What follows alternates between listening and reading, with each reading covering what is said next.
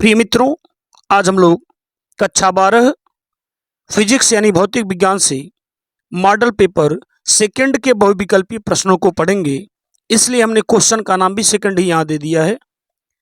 तो क्वेश्चन में जो पहला खंड को दिया है उसमें प्रश्न पूछा है किरचॉफ का प्रथम नियम। जैसा कि आप जानते हैं किरचॉफ के प्रथम नियम को हम किरचॉफ का धारा का नियम भी कहते हैं। तो किरचॉफ का प्रथम नियम किसके संरक्षण पर आधारित है?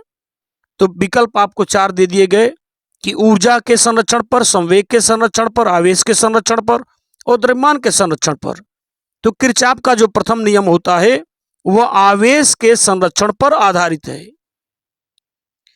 अब आते हैं इसके हम लोग खंड ख में।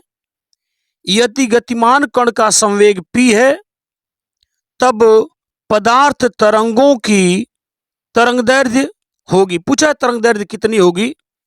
यदि गतिमान कण का संवेग बराबर होता है द्रव्यमान गुणे वेग, तो संवेग p है तब पदार्थ तरंगों की तरंगदैर्ध्य कितनी होती है? तो तरंगदैर्ध्य लैम्डा बराबर होता है h/p, जो यहाँ आपको दिख रहा है। तो h/p कहीं विकल्प आपको दिख रहा है पहला, तो अतः यह विकल्प फर्स्ट सही होगा। अब आते हम लोग इसके खंड ग पर। निम्नलिखित में से किस विद्युत चुंबकीय विकिरण की तरंगदैर्ध्य न्यूनतम होती है, यानी सबसे कम?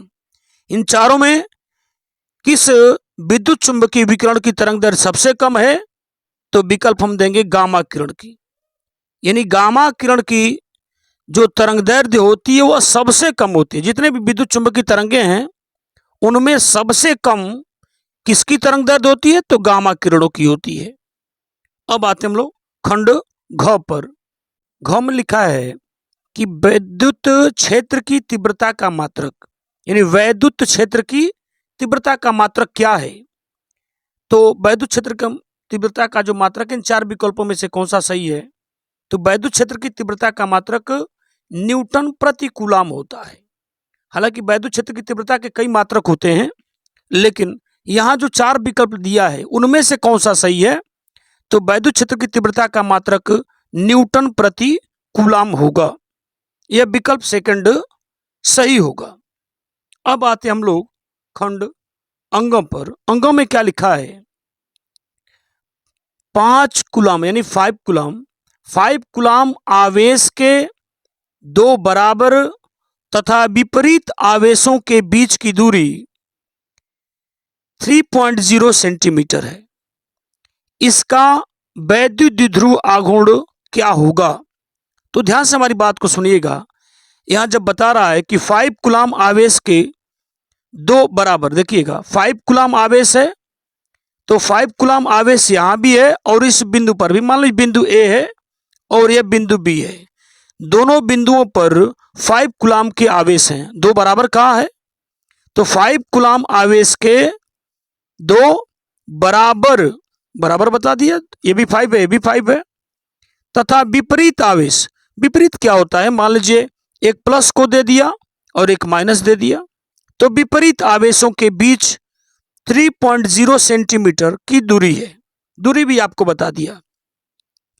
तो यह एक वैद्युत द्विध्रुव बन गया। ए भी क्या बनेगा? एक वैद्युत द्विध्रुव हो जाएगा, क्योंकि वैद्युत द्विध्रुव की परिभाषा है कि वैद्युत द्विध्रुव एक ऐसा निकाय है जिसमें 2 बराबर परिमाण वाले, क्योंकि 5 यहां भी है, 5 यहां भी है, 5 कूलाम यहां भी, 5 कूलाम यहां भी है, तो 2 बराबर परिमाण वाले लेकिन विपरीत प्रकृति की आवेश यदि एक दूसरे से अल्प दूरी 2l पर स्थित हो तो इसको हम वैद्युत द्विध्रुव निकाय कहते हैं।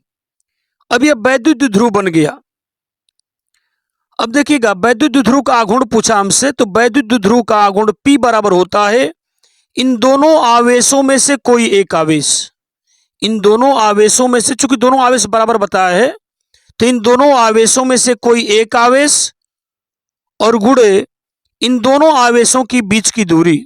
बीच की दूरी को हम 2l मानते हैं, लेकिन यहां बीच की दूरी वो बता दिया कितनी है? 3 सेंटीमीटर बता दिया है। तो Q हमने 5 दे दिया, Q का मान 5 पता है, और 2L जो आप देख रहे हो ये दोनों आवेशों के बीच की दूरी है और वह 3 बता रहा है, इसलिए 2L के जगह पर हम लिख देंगे 3। लेकिन ये सेंटीमीटर में है, इसको मीटर में बदलने के लिए हमने 100 से भाग दे दिया। अब क्या हो जाएगा, 5 इंटू 3 तो रहेगा और 100 को हम लिख सकते हैं 10 पावर 2 और यही ऊपर जाएगा तो 10 पावर माइनस 2 हो जाएगा और 5 3 जा 15 हो जाएगा। तो जवाब हमारे पास क्या आएगा, 15 इंटू 10 पावर माइनस 2 और यह आवेश है तो कूलाम हो जाएगा और यह दूरी है तो मीटर हो जाएगी। इस तरह से वैद्युत द्विध्रुव का जो आघूर्ण P है उसका मान मिला हमको 15 into 10 power minus 2 coulomb metre.